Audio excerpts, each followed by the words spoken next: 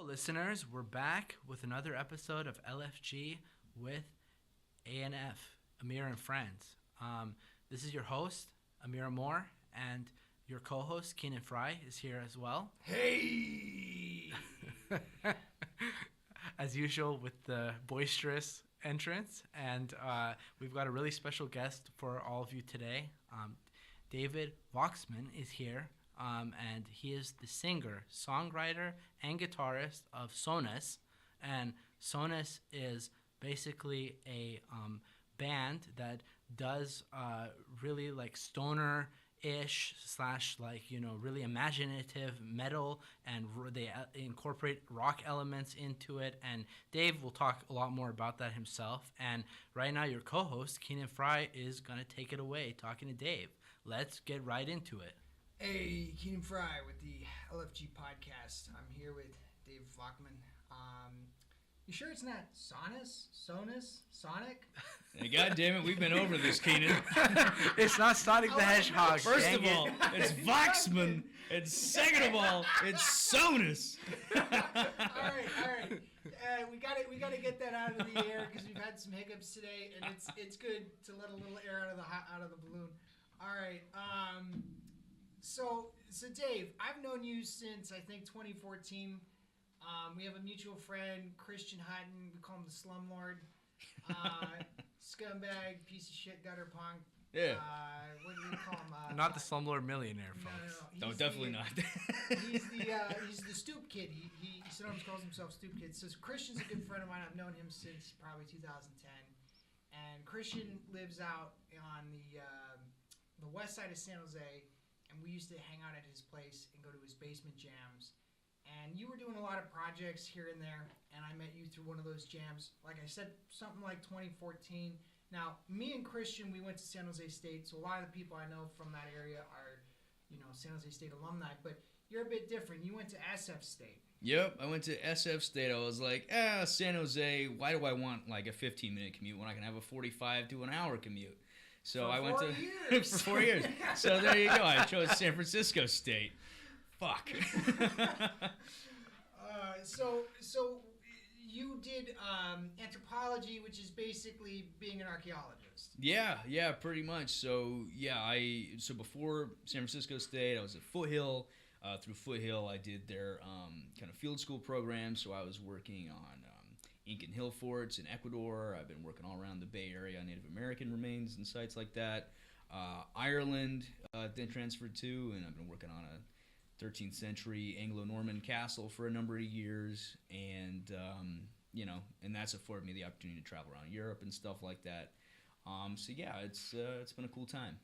Yeah, and what's that like? Because we've talked earlier, and you mentioned it's kind of like a blue-collar style of work, but because you are doing research, but you're also swinging like a pickaxe, you were talking about. Yeah, you're just like a really, really book-smart construction worker, you know what I mean? Because basically you're out there in the elements all day, with a shovel, digging into the dirt, basically, and, you know, at various levels you have to be like really careful and delicate, and then other times you're just blasting through fucking, dirt like as Do much they as pay you more, can. Dave? Fuck no. Yeah, you don't make shit in archaeology, let me tell you. You're my a god. glorified ditch digger. Yeah, pretty much, with a degree. So there you go. What are you gonna do? That sounds like something the Soviet Union would do. You have to get a degree in ditch digging. Yeah. I'm a university professor of shovels. Right? You got to learn all this history. You got to learn all these techniques and all this stuff. And then it's like, good luck to you. But, it's super interesting work. It's really cool. I mean, I've gotten the opportunity to travel and stuff like that. And, I mean, funnily enough, our current drummer, Colin Jaramillo, is the one who got me into archaeology. And I then got him into music. So together, we've just been determined to never make a fucking cent between us. Oh, God. But there's something actually deeper about this. See what I did there? Excavating there. Oh, Fuck you. Okay, so, but there is something deeper there because you talk a lot about your own inspiration. When you were a kid, you used to read a lot of like pulp science fiction, pulp fantasy fiction. Yeah. And there's kind of like that whole Indiana Jones vibe where you're going to explore, lost history. You don't actually find like temples of doom, but you do get to do cool things like uncover a castle and stuff like that. And how does it, it's kind of like art imitates life, life imitates art. How does that relate to you when you were a kid Yeah. Well, I first of all, I'll say it didn't stop when I was stopped being a kid. I keep doing it. But, yeah, big fan of, like Robert E. Howard, H.P. Lovecraft, Clark Ashton Smith, Michael Moorcock, like just sci-fi fantasy stuff like that. And I always wanted to live a life where I'd be having adventures and it would be exciting and I'd be able to go around and, experience different stuff. And I have had that, and it's been cool. So, I've always had interest in history and ancient civilizations and things like that. From the fantastic sense, yes, but then also then it's just interesting to kind of like learn like the reality about it and stuff. So yeah, it's been a real cool time, and I've had a bunch of amazing adventures, and I've gotten to kind of live a life that most people don't ever even attempt to be able to do, and it's been pretty cool. Yeah, and you kind of come from a little bit of an academic background. Your dad was a university professor at University of Maryland. He does a lot with energy, a lot of research and development stuff, very technical. And so you kind of are like the black sheep in a way because you turned away from that and you're like, I'm going to do something more creative. Yeah, so yeah, my dad is like the top 1% of scientists in the world in the field of energy, according to some like new Stanford thing. He can do calculus in his head. I can draw well. It's just kind of a different type of a brain. Yeah, I pretty much came to terms pretty quickly with the fact that I was not going to be a big mathematician at any point. In all fairness, my father's a biochemical engineer, and I have a bachelor's of science in journalism. Yep. Yeah. Woo! Another big bank money making degree right there, buddy. Yeah, and I'm in the world of art, so I know that feeling. So you've got all these interests, these hobbies, and they started to accumulate into you wanting to do a bunch of musical projects. And around 2014, when I met you, you were in a project called Wild Scream. What was it called? Yeah, Wild Scream. Yeah. And then you transitioned out of that and you moved into other stuff. And in my experience, a lot of those projects, those early ones, they're really tough. Personalities don't gel all the time, and you run into situations where maybe someone's more of a perfectionist than you are, and they kind of put their thumb down on something and they kind of tip the scales against it. And it sounds like those early years you were a little bit frustrated, but then around 2018, 2020, you started moving in this direction to what became, SÖNUS. Yeah, pretty much. So, I'd kind of been in a variety of projects here and there. None of them seemed to, like, really be going anywhere at, like, a rate that I was, at all happy with. Plus, ultimately, I just had all these ideas, and I wanted to make them into actual songs. So, the first one that I wrote from the first album was The Hour of the Dragon, brackets, Conan the Conqueror, because A, I love a big, long prog rock title, and B, I just wanted to get that in there, because who gives a fuck? And it sounds badass. And it sounds bad. Hey, what are you going to do? Yeah. I wear my fucking shit on my sleeve, so yeah, the song's about Conan, there you go. So yeah, that was the first one that I wrote and I finished, and I was like, fuck, this is actually pretty cool. And that kind of went on to inform sort of the sound of that album. And, I kind of branched out here and there on other things, like Worlds Undreamed Of. The title track is a ballad. There's not even any drums on it. It's very, kind of like almost like a medieval kind of thing. To then like classic, like 50s, 60s rock and roll with rock and roll necromancy, which was also a tribute to Lemmy and, David Bowie and just other kind of heroes I had who had died. So yeah, that's kind of where that first album came from. COVID hit. I just finishing up my last semester at college remotely at that point. And I was working as a land surveyor with my archaeology experience to, stay local while I'm going through college. But then that job ended up, shutting down. They moved back to Texas and stuff like that. So I was unemployed. I had just graduated. Nobody was hiring. There was a fucking pandemic. Down, I couldn't go anywhere. I couldn't do anything. It's like, hurry up and wait. I was like, oh, I'm finally going to fucking graduate. And the world closes down on me and everybody else, right? Right. So, I just had all that energy, and I just channeled it into pretty much those 2 albums. You told us about the mic booth you made. How did you do that? Yeah. So, I just had like a couple like giant cardboard boxes of like toilet paper, from the pandemic, like lying around the house, right? Oh, yep. And I was like, well, fuck, I need a mic booth, right? So I chopped 2 of them in half, and I like stacked one on top of the other. I made like a little shelf desk out of one of the pieces, and I just duct taped the shit out of it. And then there you go. Here's my little vocal booth. I bought some sound paneling. I fucking stapled it to the interior, and then that was that. I put my microphone inside. I had my shelf. I had like a little, light in there, and I'd put my water in there, and I'd just go to town screaming in a little cardboard box for hours on end. And there you go. That's how I did the vocals. Oh, man. The neighbor's like, oh, great, this guy's having Keenan, can you picture a more like perfect pandemic like picture? Yeah, really. I got locked in here with this guy. Just some dude just going fucking nuts. Yeah. Meanwhile, like my girlfriend's just sitting there like reading a book, and I'm just like, would you mind leaving the room? I have to record vocals. I'm gonna go into my box. That's the coolest part about it, though, because you kind of went in with no expectations, just like, hey, I'm gonna fucking do this. Let's just balls to the wall, go for it. And then what happened? What came out of it? Well, yeah, like it was the craziest thing, right? So like finished the album, had it mixed and mastered by Liam Schmidt in the Zone Studios, and I just kind of had it around. I was like, okay, how do I go about releasing a fucking album? Well, I don't know, and nobody's gonna hear this shit anyway. So I was like drunk on my birthday, November 19th, 2020. And I was like, publish, Bandcamp, DistroKid, there you go. All right, it's on. It's in the ether now. Whatever fucking happens. And pretty soon after, somehow, I don't fucking know how they found it, but McMaster's Space Rock Spectacular in Arizona picked it up and was playing the album on fucking radio station. I was like, what the fuck? I'm on the radio? I just fucking put this thing out. This is crazy as shit.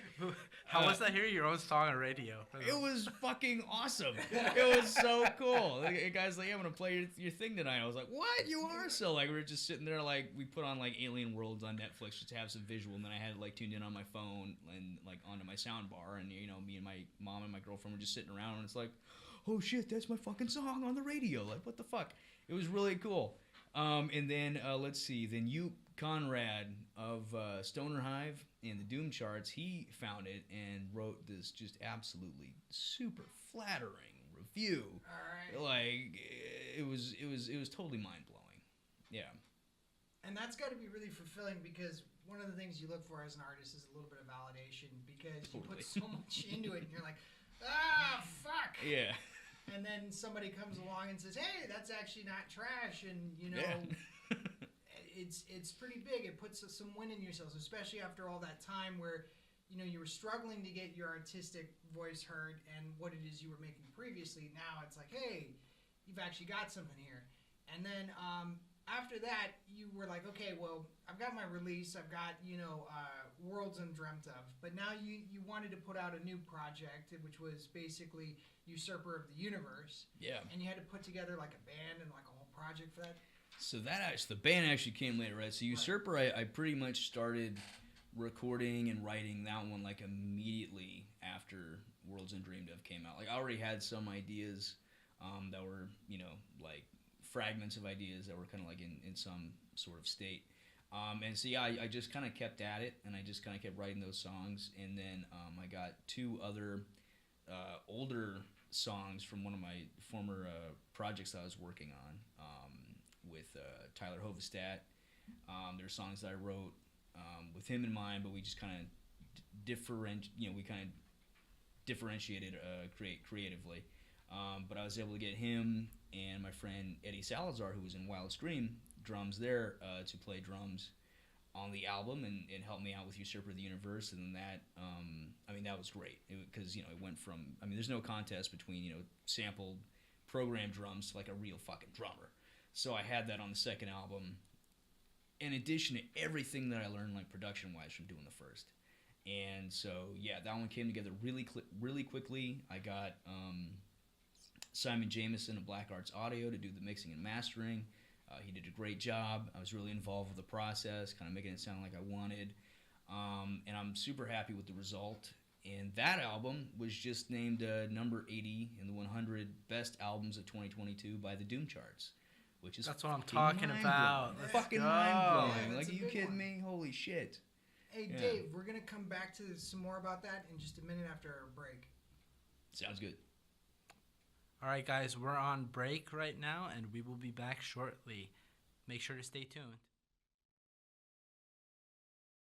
This next artist was a submission, and we're going to tell you in a few minutes how you can submit your work to Soundwaves FM, and we could potentially play you on the radio, but that's how we discovered these guys. And up next is a band that's going to be playing the Hotel Utah on February 18th in San Francisco with the bands On and Slow Phase. This is SÖNUS and Pay Me Your Mind.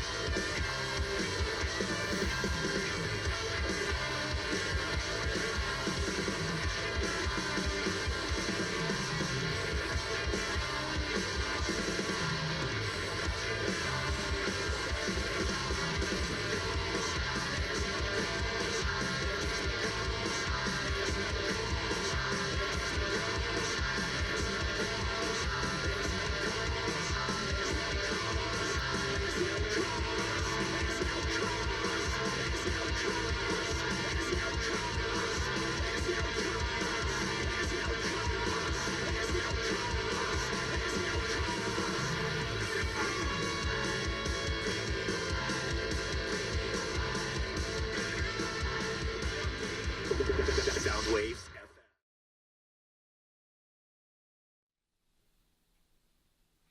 Hey listeners, we are back now with the episode. We're still here with Dave, and plan is for me to ask Dave a little more about his creative process and sort of how he goes through things when he's coming up with the music for his albums, and just in general. So Dave, I would appreciate if you can just give us a little insight, first and foremost, into how you go about with your creative process when coming up with song ideas, or even just like some of the guitar riffs and stuff that you do. Like, what's generally like the way you go about it, and does that differ at any points? Yeah, for sure. It kind of, so I mean, sometimes I'll just be jamming, I'll come up with a riff, I'll be like, oh, that's cool, and then you just kind of see like where it goes. And before you know it, you've got like pretty much 3 riffs that kind of flow nicely into each other, and basically you have a song right there. Then it's just a matter of like structuring it. Other times I'll just be, like for example, the last song of Usurper of the Universe album, Tanlorn, that one just came to me out of fucking nowhere when I was working a security shift and I was just standing around, just fucking staring off into space. All of a sudden, just boom, in my brain just comes this epic like, and I'm like, whoa, and just fucking like this choir vocals and like all this fucking crazy, beautiful shit going on. I'm like, where the fuck did that come from? But oh shit, okay, now I gotta like get this down. So I dove behind like a bush and I got my phone and I was just like in there like, okay, is anybody gonna fucking see me? Okay, just fucking singing it. What would you have done if somebody had caught you there? Would you have been like, hey, I'm working on my album that's about to come out? I don't know, man. I probably would have been like, oh yeah, I don't know what's going on. Hi, you're not supposed to be here, please. Yeah, so at least I'm the security guard, so like I can't call somebody on myself, that'd be a little weird. But yeah, so sometimes it's like that, you just get something just out of the blue, out of nowhere, just in your brain. Like sometimes it's like fully formed, sometimes it's like just like a chunk. And then when I've got like a basic kind of like idea for a song, then I just kind of like listen to it and just kind of like let my imagination wander, and then like whatever I kind of like start to visualize in my head, that then goes on to inform like the lyrics that I write, to kind of get that feeling across, or get whatever sort of fantasy comes in my head as I'm listening to the song. So I kind of feel like they're like soundtracks to a scene, so I'm kind of like trying to write that scene out, and then the music accompanies that in a way. That's really neat to hear that aspect. To put it into perspective for the listeners, we were talking to Dave before. There's a little insight to behind the scenes, and Dave literally has over 200 recordings right now on his phone, and he told me that he's deleted over 300 too, like off it. So, and we're talking from 2015 up till now. So yeah. I can only imagine how many he's even gonna have in a year from now on that phone. Yeah, so it's pretty crazy. You might have to upgrade to iCloud, Dave. I really am. I'm completely out of room. I have no space on my fucking phone now. Yeah. So going into that, Dave had also talked a little bit about just the inspiration behind some of the songs on the EP, and I really want to know, and I'm sure the listeners would be curious, for the title of the EP, what sort of inspired that title, and maybe also what were some of the bands that inspired the way those songs were produced. Sure. So for the EP, do you mean Usurper of the Universe, like the last album? Oh, sorry. I mean the first album. For sure. Yeah. So pretty much, Worlds Undreamed Of was kind of like, we were all just sort of trapped in our own little COVID bubble for a long time. So that whole album is kind of like an ode to the imagination. I'm a big reader, so there's a song about Conan, there's a song about Michael Moorcock's Eternal Champion, there's just an ode to rock and roll. And then there is, pretty much then Worlds Undreamed Of, the title track, which is this kind of like soothing ballad of like, the world's really fucked up right now, but we're kind of gonna get through it, and the way to get through it, I think, is to kind of like go inward and just kind of find like an inner peace within yourself. And for me, the way that I do that is fantasy, and it's the imagination, and it's stuff like that. So that's kind of what that whole first album is about. That's amazing to hear. I know a lot of us can relate to that during the pandemic. Just having to sort of come to terms with things and find an outlet to sort of release some of the stress. So I'm glad you found a great outlet, and clearly it's been marvelous in terms of that. You know, you've had great feedback, really good feedback, in fact, on both the first EP and the most recent album too. So kudos to you for that. I actually have a question. So we talked earlier, and we were joking around about the cover of Imagine, where there's the line in the song where it's like, imagine there's no such thing as heaven, and then you got this whole pandemic where people and their grandparents are dying. So it's like, oh yeah, grandma's just dead and going to hell. And we were talking about that earlier, but the real criticism of that, presentation, was Gal Gadot and a bunch of other Hollywood, celebrity idiot types. Yeah. It came across as tone deaf. Yeah. Wonder Woman trying to steal the show, right? Per usual. So here's my question for you. This is a little bit of a different take. How do you make sure that something isn't tone deaf? Like what's your internal? Oh shit. Yeah. Well, I'll tell you what. One of the the first kind of singles off the second album, You Serve the Universe, is the song Nuclear God. And I had a fucking music video that released like the day before Putin invaded Ukraine. And I was like, fuck. Fuck. Could you have scripted that any better or worse? No, so then I'm like, fuck. Well, so ultimately what I ended up doing is just really not promoting it that much, because there's no fucking world that I could just be hey. And the fact that it's Ukraine of all places, Chernobyl and everything. Yeah, I mean, yeah. What are the chances? It's like Murphy. It's like Murphy had like an epiphany, like, oh, he's releasing this song. Yeah. Okay, let me just make sure this happens the next day. The song is about like some fucking megalomaniac basically, getting control of the superpower in the world and, blowing up the world with nuclear weapons. And what the fuck is the number one fear all of a sudden in the entire world? Like, you couldn't fucking plan that shit. So, yeah, I didn't push that too hard, because I was like, I'm not going to try and capitalize off this fucking true horror in the world. But, like, oh my God, yeah. So, check out the song now that some time has passed and we're not, dust, I guess, now. But, yeah, holy fuck, dude, that was crazy. Yeah, but that is a really good point, though, actually, because really the message of songs and of tracks and how they transition really does play a big role into how listeners and also other musicians interpret what the original artist was trying to get through, and that is something I think that's really critical too. I do want to though talk a little more about also I know before we had been talking and you talked about how like there's no need to be striving for perfection. Yeah. That perfection is sort of like a myth in a lot of ways. That totally. it's a way of, it's more about having fun, like enjoying the process, and also really loving what you produce. So I'm hoping, Dave, you can maybe tell listeners a little about your philosophy when it comes to that too. Yeah, absolutely. I've worked with people who have definitely like the perfectionist mindset. I mean, the thing is too, I mean, I'm making like rock and roll. You know what I mean? Like, it's got to be fun. It's got to have that kind of, that loose sort of vibe for me. I mean, I love it when there's like a mistake on an album, or if like, you hear some like little studio chatter like during a song, so stuff like that you can kind of listen to a song like a million times, and like you finally notice it and you're like, oh shit, they totally fucked that up right there. The Led Zeppelin squeak.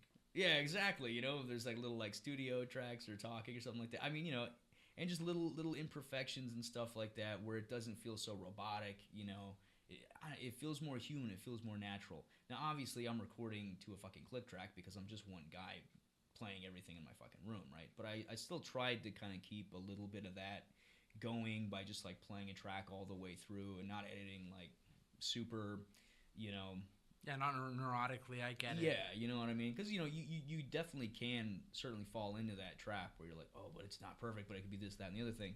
But ultimately, like, nobody fucking cares. Like, it's kind of arrogant, I think, to think that people are going to be, like, listening to your shit, like, that intently. I mean, maybe one day, but you know what I mean? I just think that a lot of times I've seen people who have really good ideas completely scrap those ideas or just leave them on a shelf for years because it wasn't what they considered to be like perfect or something like that. And I think that's a total shame. I don't think that there is a thing like perfection, and I think that is ultimately what makes human art such a beautiful thing, because it is human and because it is imperfect. And I don't know, to me that just makes it interesting. So I do a lot of improvising. The solos on my album, like 80% improvised. When I play live, improvising a lot. I love improvising. For me, it's a lot of fun. It's a creative experience. It's also just kind of, it allows you to sort of feel the song, even sometimes differently, like in the moment. So like, for me, like I'm mostly self-taught, but one of the guys when I was kind of learning guitar, I had this friend Roosevelt Hoover the Fourth. Hold on. Say that name one more time for the listeners, please, so they fully capture the magnitude of this name. Roosevelt Hoover the Fourth. Like you can't get more, like, number one, 2 presidents, like, in that name, and number 2, like, to add the 4th, and then it's like, what a badass rocker name right there. And he is a total badass. And when I say the 4th, I mean he's the 4th in like a line of jazz musicians, and that whole kind of approach of like improvise, like know your instrument, like just kind of feel it, feel the groove, get into it. Don't worry about being perfect, just like play something interesting and cool. Like that kind of stuck with me. That kind of like that jazz approach to things, like as opposed to like the very like regimented sort of like, all right, we're gonna get our sweep picking perfectly. Which I mean, all the techniques and stuff, that's all good and whatnot. But I mean, yeah, for me, it was always more like a soulful kind of style that I gravitate to on guitar, because I'm not the most technically proficient guitarist, but I can come up with something that is moving and memorable, and that to me is, I think, more important and more interesting personally. But yeah, so yeah, Roosevelt Hoover, if you're out there, shout out to him. He's awesome. Yeah, that's awesome. To go off that really quick, I want to see just real quick, Dave. We only have like a little over a minute, so I just wanted to see, like, for the listeners, I think what Dave's getting at is that like music is like all about expression, like we say a lot, and like that doesn't need to be perfection. Like it can be a process, and it's different to different people, and that's the beauty of it. Well said. Yeah, so we're going to go on break right now, folks. Please make sure to stay tuned in, and we'll have some more great content with you with Dave very shortly. See ya. Okay, I got you. There we go. That's more like it. All right. I'd like to take a moment to introduce the band. On the bass, half man, half Sasquatch, all wizard, Mr. Dave Reno. On the drums, our very own bringer of thunder, the mighty, the majestic, Colin Trey Jaramillo. On guitar, Noah, the Northman Gunthar. Everybody to the right. Madman, yeah! I'm David Wachsman, and this is Nuclear.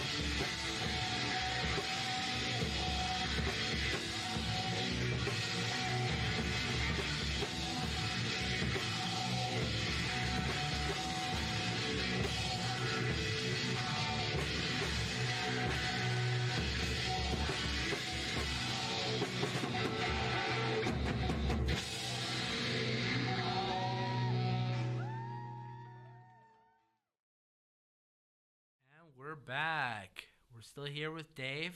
We're going to talk a little more about some more interesting things with Dave, and Keenan is going to kick this segment off. Let's get right to it. Woohoo! Come on. Yeah! Woo! All right! Man, we've just been kicking the can around for a minute. So Dave, I don't know. I'm just gonna kind of like talk guitar stuff with you and music stuff. So you talked a lot about early on your inspiration and stuff, but you also mentioned that you're really into drawing and stuff. And you know, how does your other creative interests inform your music? Oh, completely. So like music to me, like in the way that I got into rock and roll and heavy metal, I mean, aside from just like my dad, you know, playing me Led Zeppelin at birth and having pretty much no choice in the matter,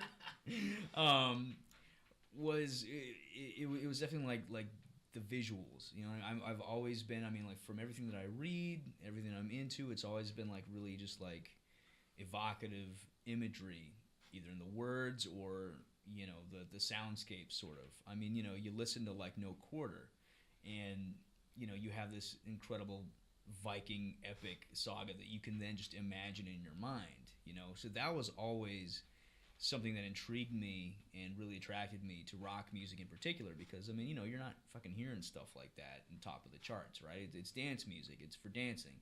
Well, picturing a bunch of people dancing doesn't really do a whole lot for me. It's not that interesting to me visually, you know, artistically, you know. It's just how, you know, the way I am. So, you know, what would happen a lot of the times, like my parents got divorced when I was young, and you know, my dad would come out and he would pick me up in San Jose, and we'd go all the way up to stay at his aunt's house in San Francisco. And it's, you know, it's a long drive. You'd usually take 280 because it's a lot nicer to drive than 101. Fuck 101. You know, and he'd bring out, you know, Led Zeppelin, Black Sabbath, AC/DC, Pink Floyd, you know, all the music which became kind of like the foundation of my musical tastes. And, you know, so we'd just be driving out, I'd be looking at the mountains and the mist over the mountains and listening to, you know, fucking Misty Mountain Hop. And, you know, you just, it just kind of that kind of music, the imagery and the lyrics and the sounds of the riffs and the songs, it's all very evocative. Yeah, you're driving by Crystal Springs Reservoir, and that's like a whole part of the Bay Area, you know. It's like that is the iconic side of the landscape, and it's very evocative, like you were saying. I see some of that inspiration for myself because, you know, there's always the first four. They talk about the first four Led Zeppelin records, the first four Metallica records, the same thing with Mastodon, and, you know, they've all these artists have done something where they've tried to integrate the art into like a style. Led Zeppelin had the fourth record, which was the one that's famous for Stairway to Heaven, but also has the Battle of Evermore, and that's got like the 5 symbols, the Zoso symbols, and all of those. And there's the one for the mandolin player, and she's kind of like the secret 5th member, and she's got her own symbol, and, you know, all that kind of integrates. It builds the lore, it interconnects everything. It makes it feel like it was thought all the way through, and it wasn't just produced in a factory. Yeah, by it's a piece of art. You know, you get a record, the album cover, that's representative of, you know, it's meant to entice your imagination to then be like, okay, so this should sound like what this looks like. And all the coolest, fucking, most imaginative, evocative album covers came from, you know, rock and roll and heavy metal. I mean, look no further than fucking Iron Maiden, for instance. Yeah. I mean, you want to talk about iconic, you want to talk about imaginative, every fucking album has this crazy zombie Eddie doing some kind of crazy thing somewhere in time and sci-fi fantasy shit, and all their lyrics are about that, and it's just, you know, it is, to me, I mean, it's together. It's one-to-one. You gotta have that art with the sound. You know what I mean? I want to jump in real quick on Dave. Like, so you're talking about that fantasy element, and like that plays a big role in your music, especially in the second album. And I just wanted to see if maybe you can touch upon that a little bit. How you incorporated those into your music. Yeah, absolutely. I mean, you know, like the first track, Nuclear God, it kind of, there's a lot of like post-apocalyptic imagery and stuff like that. A lot of like Mad Max inspiration and stuff like that. You know what I mean? Same thing. And the second one, Pay Me Your Mind, is a lot of like just crazy like mind control, like paranoia, like Philip K. Dick kind of sci-fi stuff like that. And then we have Usurper of the Universe, which is basically like just this crazy cosmic, like Edgar Rice Burroughs, just like swords and planets, kind of fucking epic about a guy who kills God and takes his place on the throne, but he's a fucking narcissistic piece of shit, is what you can tell from the lyrics. There's kind of like a whole thing. It's almost a quasi-concept album because I'm kind of telling a story. That's also the cover. Yeah. The guy, he like kills the dude and he's got the sword, and then the other he's got the crown. Yeah, the guy's freaking out. Yeah, he's like, fuck. Yeah, exactly. And he's got the eye on his, you know, he's reaching enlightenment and stuff like that. Yeah. Yeah, dude. That reminds me of High on Fire at the Black Plot. Oh yeah. Yeah, that's a good one. But I mean, like, the funny thing about it is that, so for me the connection's a little bit different. I got into the early 90s this card game called Magic the Gathering. Oh yeah.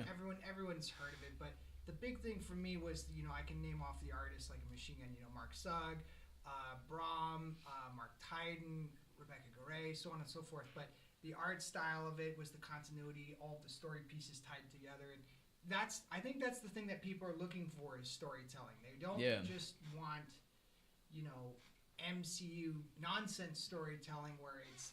I feel like going back to what we were talking about with you know, your bullshit meter. You have all these people who are trying to commodify storytelling for the sake of making a product, and now we're in phase 4, which has just ended, and now we're entering phase 5 of Marvel. Somehow they still haven't bankrupted themselves, and the movies are just like totally ideological propaganda, and it's meant to just sell this product, and, you know, it's kind of like this hollowing out of these older ideas or reusing them. Yeah. And the funny thing is, as a kid, my dad used to say to me, you know, oh, that's stupid. And he was like very, very blunt about it. But the funny thing is, those ideas back then that were dumb are the ones that everyone revisits, that are valuable. And it's not that the idea is dumb, it's how you produce the idea. Yeah, it's the execution. Right. And whether you have respect for it and the material. And if you do, even if you're doing something like, you know, as you've said, Usurper of the Universe, where he's this guy taking over, and then I said, you know, oh, that's like the Black Plot. Even if there's overlap, it's still different, and it's still original and unique. and that's better than anything that's really coming out anywhere near the mainstream right now. Sure. Although, I mean, that's my take on it. Yeah. That's my little soapbox. I will say track 4 is about Dune, which was just a multi-million-dollar movie. Yeah, Dune was actually pretty written cool. before I knew that was coming out, but Yeah. that's also a really great book, and the whole thing about that is like not trusting charismatic leaders, and the whole thing about that is basically so. You have Paul Atreides, the protagonist of Dune, but he's actually as people who have not read the book, but we'll see the movies, we'll find out, he actually becomes a fucking, genocidal dictator. Yes. And that's the whole point. His sister's worse than him. Exactly, and his son then becomes, one with the sandworms, and he becomes, Duke Leto II, and he becomes this giant, Dune Messiah. He becomes the god of Dune. Yeah, he fuses with the worm. Yeah, and the Golden Path, that's his plan, that's his philosophy, it's his ideology. It's basically to be the most horrible fucking tyrant ever and reign for thousands of years so that humanity will be encoded in their DNA to not trust leaders like them or religion, and it's a whole critique against politics and organized religion, all this stuff. And it's also super psychedelic and awesome, and there's crazy space. I was gonna say there's more elements that probably attract you to it. It's really fucking cool. It's really fucking awesome. But so that's kind and so that song is kind of like what Hour of the Dragon did. I'm just kind of trying to condense the story or the themes of this and retell it in a musical kind of way. I mean, Dune is 10 books, and they're it's 5 massive telephone books. Yeah. My girlfriend read the entire series and just proceeded to rant at me about it for hours on end, and I just kind of absorbed it all, and I was like, whoa, that's awesome. And I have a short my books are 200 pages, 70s sci-fi covers, which is going back to the art. I mean, the 70s sci-fi fantasy fucking covers, unparalleled, amazing illustrations. I love that shit. I collect those paperbacks. I have a whole fucking 2 bookshelves in my room just filled with that art and the visuals. Frank Frazetta, Bob Haberfield, Michael Whalen, all these artists. What names you're throwing out here? I know, right? Yeah, that's how you know you're in it, dude. Yeah. So I'm hugely into that kind of stuff. So all that informs the lyrics and the visuals and all that kind of style. And that's how you know that there's a lot of thought into it. We're going to jump in a moment into our final segment, but I really appreciate all of that background, Dave. That's pretty cool. Yeah, man, absolutely.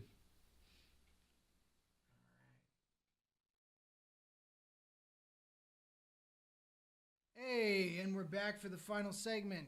This segment, you guys all know it. You love it. It's called Fucked Up Flashcards. I'm here with Dave Wachsman, and we are going to do Fucked Up Flashcards. Now, the rules are very simple. You have 2 minutes to answer as many of these fucked up questions as you can. Okay. All right. And is the timer ready? All right, and let's go. All right. Metallica or Slayer? Metallica. Britney Spears or Paris Hilton? Britney Spears. Lemmy or Matt Pike? Lemmy all the way. Okay, you have to bring him back from the dead and murder him. All right. What? You can never drink beer again, or for the rest of your life, you can only drink warm milk. Oh, I'll never drink beer again. All right. Bass or drums? Ooh, bass. All right. Wolves or tigers? Wolves. All right. You got to get your feet chewed off by wolves. Fuck. All right. Kicked in the balls by Megan Rapinoe or punched in the face by Conor McGregor? Oh, shit. Conor McGregor, because I'll probably just be out immediately. All right. Heart or Joan Jett? Oh, Heart. All right. Pink Floyd or King Crimson? Oh, Floyd. Oh, man, that's tough, though. All right. You got to go shoot everyone in Pink Floyd. Fucking hell. Jesus Christ. Frank Zappa or Rush? Oh, Rush. All right. You got to give Geddy Lee cancer. What the fuck? Jimmy Page or Jeff Beck? I don't want to answer any of this. Okay, I'm going to go with Jeff Beck because I can't hurt him now. All right. But Jimmy Page, though. All right. And Jimmy Page. Oh, man, you answered these hella fast. All right. All right. A blood transfusion from Keith Richards or a bone marrow transplant from Iggy Pop? Iggy Pop all the way. Are you kidding me? Those fucking genes? Yeah. Oh, yeah, he might have the scoliosis, but that dude's rock solid. I saw him stage diving at age 70 at the Greek Theater in L.A. on the post-prop depression tour. That motherfucker's still going. Actually, I'm going to see him in San Francisco in a little while. Well, you're at the last one, all right? Mastodon or Lamb of God? Oh, Mastodon. All right. Yeah. You gotta chop off Brett Hines' hands. Oh, God. I didn't sign on to any of this. All right, that's fucked up flashcards. Last question. What would you do for a White Claw? Fucking not a lot. All right, that's it. All right, Dave, you beat the timer. Usually we have people who think a little bit more about this. Well, you know, what can I say, man? All that improv must be good for something. All right, well, you got to commit war crimes against Pink Floyd. Shit. Well, you know what? Maybe we'll get Roger Waters on the case. I'm sure. You know? Do it. All right. Man. That's it for Fucked Up Flashcards. We're going to ask you do you have anybody you want to do a shout out for? Anybody you want to talk about? Anybody that you want to give thanks to? Any bands, any people? Yeah. Oh, my God. Okay, so right off the cuff, if I miss anybody, I'm so sorry. Let's see. First of all, to my wonderful mother. Let's see. Shout out to Jamie McGinn, my partner in the past 7 years. My best friend, Colin Jaramillo, who's our new drummer. New bass player Dave Reno, new guitarist Noah Guntharp, Eddie Salazar, drums on Usurper, Tyler Hovestad, production assistants and synths on Usurper. Let's see here, Simon Jameson, producer, mixer on Usurper. Let's see here, Cale Brugman, Tony Willis at Forbidden Place Records. Let's see who put out the album on CD cassette. Ute Conrad, Mel Lee. Oh my God! There's so many people. John Gist. Oh my God! Everybody at the Doom Charts. Thank you so much. There's so many. You know, I'm like on the spot right here. Everybody at the Doom Charts. NP Ryan. Fuck me. What else? David Carpel, Musicpedia of Metal, for your review. Mango Wave Reviews. Oh my God! I know I'm blanking and I'm missing out so many people. Everybody who's bought, listened to, reviewed, had any kind of feelings at all toward my music, thank you so very much. I mean it from the bottom of my heart. I can't tell you how much I appreciate it. Again, you know, you don't think anybody's really going to listen, and then all of a sudden, turns out people are. And that's a pretty cool feeling. So thank you all. Yeah. All right, Dave Wachsman, SÖNUS, thank you very much, dude. Pleasure. All right.